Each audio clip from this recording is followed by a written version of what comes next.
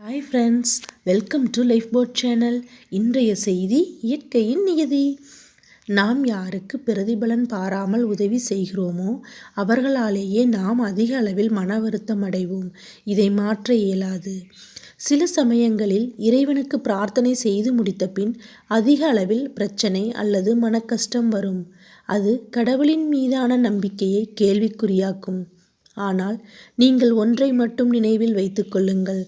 அந்த மன உளைச்சல் உங்கள் பக்தியையும் மன உறுதியையும் சோதிப்பதற்காகத்தானே தவிர உங்களை வீழ்த்த அல்ல என்பதை நினைவில் கொண்டு தொடர்ந்து நம்பிக்கையுடன் செயல்படுங்கள். வெற்றி நிச்சயம். புரிதல் ஒருவருக்கு ஒருவர் வேறுபடும்.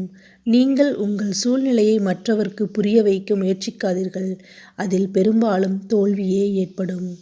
எதுவாயினும் கடக்கப் பழகு. எல்லாமே சில காலம்தான். வாழ்க்கை உனதே. தேங்க்யூ.